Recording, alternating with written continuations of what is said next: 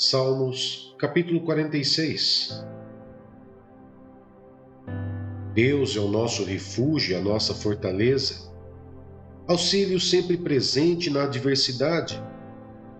Por isso não temeremos, ainda que a terra trema e os montes afundem no coração do mar, ainda que estrondem as suas águas turbulentas e os montes sejam sacudidos pela sua fúria. Há um rio cujos canais alegram a cidade de Deus, o santo lugar onde habita o Altíssimo. Deus nela está, não será abalada.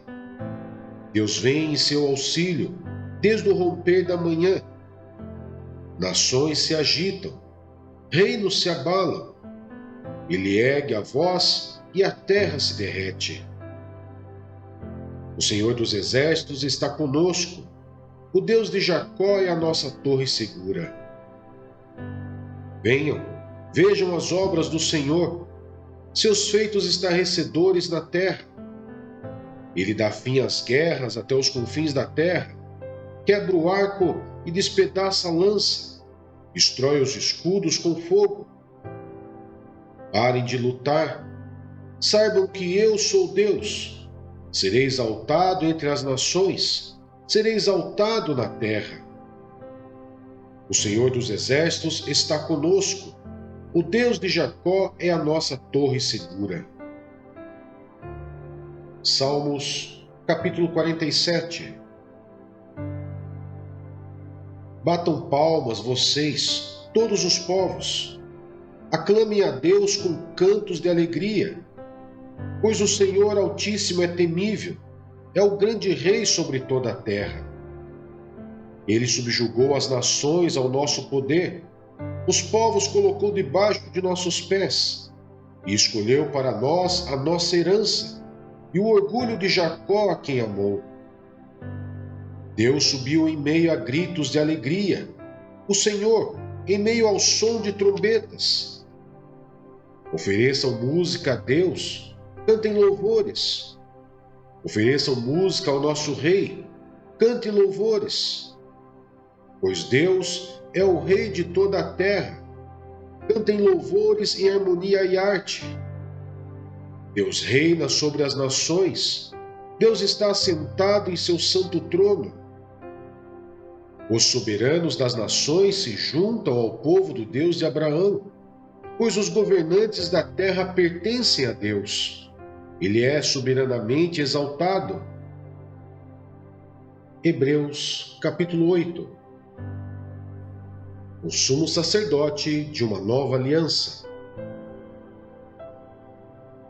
O mais importante do que estamos tratando é que temos um sumo sacerdote como esse, o qual se assentou à direita do trono da majestade nos céus e serve no santuário, no verdadeiro tabernáculo que o Senhor erigiu, e não o homem. Todo sumo sacerdote é constituído para apresentar ofertas e sacrifícios, e por isso era necessário que também este tivesse algo a oferecer. Se ele estivesse na terra, nem seria sumo sacerdote, visto que já existem aqueles que apresentam as ofertas prescritas pela lei.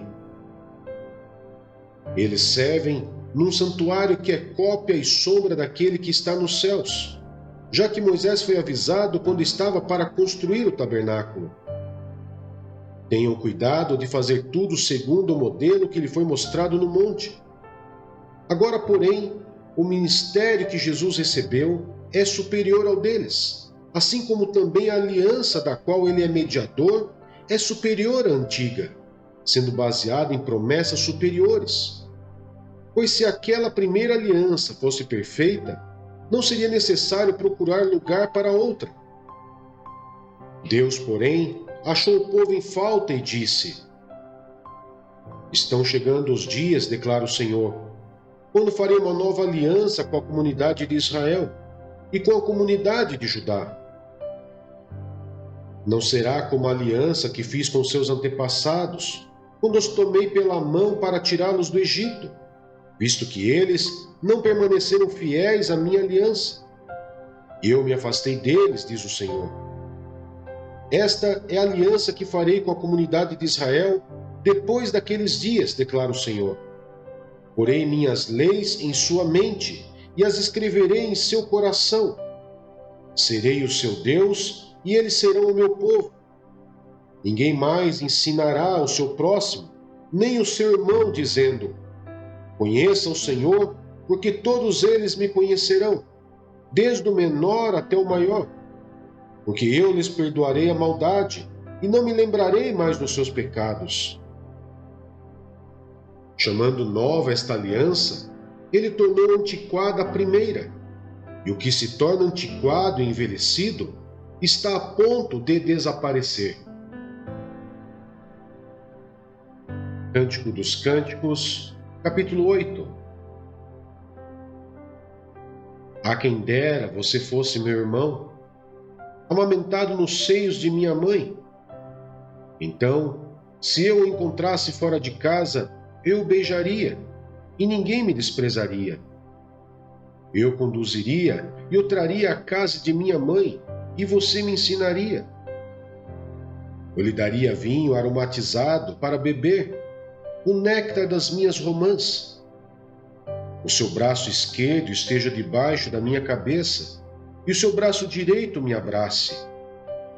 Mulheres de Jerusalém, eu as faço jurar. Não despertem nem incomodem o amor enquanto ele não o quiser. Quem vem subindo do deserto, apoiado em seu amado? Debaixo da macieira eu o despertei. Ali esteve a sua mãe em trabalho de parto. Ali sofreu as dores aquela que o deu à luz. Coloque-me como um selo sobre o seu coração, como um selo sobre o seu braço, pois o amor é tão forte quanto a morte, e o ciúme é tão inflexível quanto a sepultura. Suas brasas são fogo ardente, são labaredas do Senhor. Nem muitas águas conseguem apagar o amor. Os rios não conseguem levá-lo na correnteza. Se alguém oferecesse todas as riquezas da sua casa para adquirir o amor, seria totalmente desprezado. Temos uma irmãzinha. Seus seios ainda não estão crescidos. Que faremos com a nossa irmã no dia em que for pedida em casamento?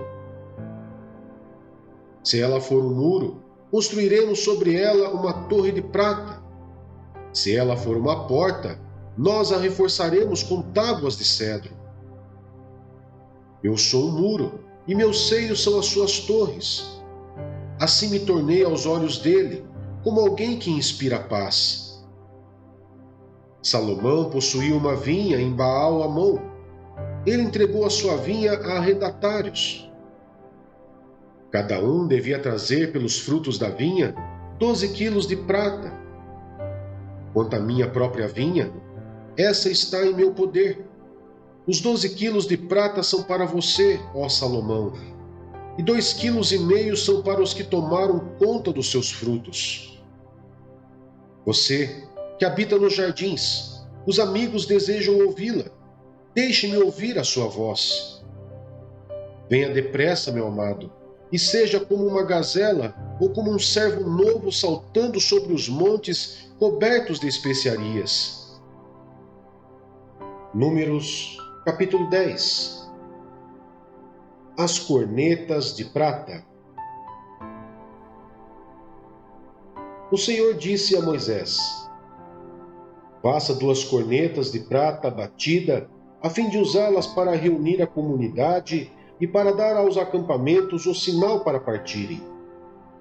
Quando as 2 cornetas tocarem, a comunidade inteira se reunirá diante de você, à entrada da tenda do encontro.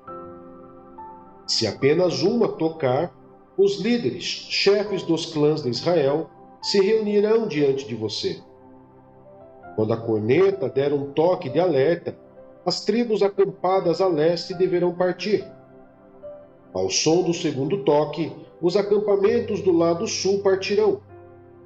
O toque de alerta será o sinal para partir, para reunir a assembleia. Faça soar as cornetas, mas não com o mesmo toque. Os filhos de Arão, os sacerdotes, tocarão as cornetas. Esse é um decreto perpétuo para vocês e para as suas gerações. Quando em sua terra vocês entrarem em guerra contra um adversário que os esteja oprimindo, toquem as trombetas, e o Senhor, o Deus de vocês, se lembrará de vocês e os libertará dos seus inimigos. Também em seus dias festivos, nas festas fixas e no primeiro dia de cada mês, vocês deverão tocar as cornetas por ocasião dos seus holocaustos e das suas ofertas de comunhão, e elas serão um memorial em favor de vocês perante o seu Deus. Eu sou o Senhor, o Deus de vocês. Os israelitas partem do Sinai. No 20º dia do segundo mês do segundo ano, a nuvem se levantou de cima do tabernáculo que guarda as tábuas da aliança.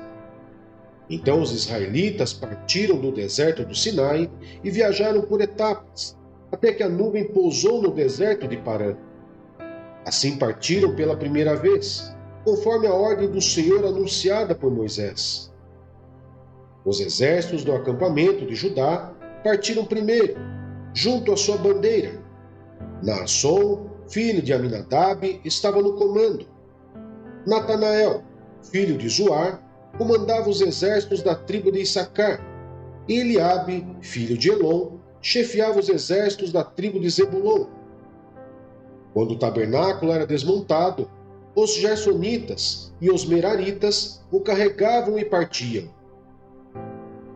Os exércitos do acampamento de Ruben partiram em seguida, junto à sua bandeira.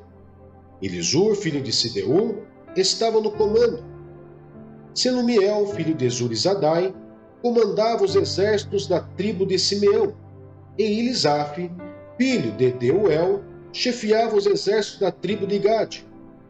Então os coatitas partiam carregando as coisas sagradas. Antes que eles chegassem, o tabernáculo já deveria estar armado. Os exércitos do acampamento de Efraim partiram em seguida, junto à sua bandeira. Elisama, filho de Amiúde, estava no comando. Gamaliel, filho de Pedazur, comandava os exércitos da tribo de Manassés. E Abidã, filho de Gideone, os exércitos da tribo de Benjamim. Finalmente, partiram os exércitos do acampamento de Dan, junto à sua bandeira, como retaguarda para todos os acampamentos. Aiezer, filho de Amissadai, estava no comando. Pagiel, filho de Ocrã, comandava os exércitos da tribo de Áser. E Aira, filho de Enã, a divisão da tribo de Naphtali. Essa era a ordem que os exércitos israelitas seguiam quando se punham em marcha. Então Moisés disse a Albabe, filho do medianita Reuel, sogro de Moisés: estamos partindo para o lugar a respeito do qual o Senhor disse: eu o darei a vocês. Venha conosco e o trataremos bem, pois o Senhor prometeu boas coisas para Israel. Ele respondeu: não, não irei. Voltarei para minha terra e para o meu povo. Moisés, porém, disse: por favor, não nos deixe. Você sabe onde devemos acampar no deserto e pode ser o nosso guia. Se vier conosco, partilharemos com você todas as coisas boas que o Senhor nos der. Então eles partiram do monte do Senhor e viajaram 3 dias. A arca da aliança do Senhor foi à frente deles, durante aqueles 3 dias, para encontrar um lugar para descansarem. A nuvem do Senhor estava sobre eles de dia, sempre que partiam de um acampamento. Sempre que a arca partia, Moisés dizia: levanta-te, ó Senhor, sejam espalhados os teus inimigos e fujam de diante de ti os teus adversários. Sempre que a arca parava, ele dizia: volta ao Senhor, para os incontáveis milhares de Israel,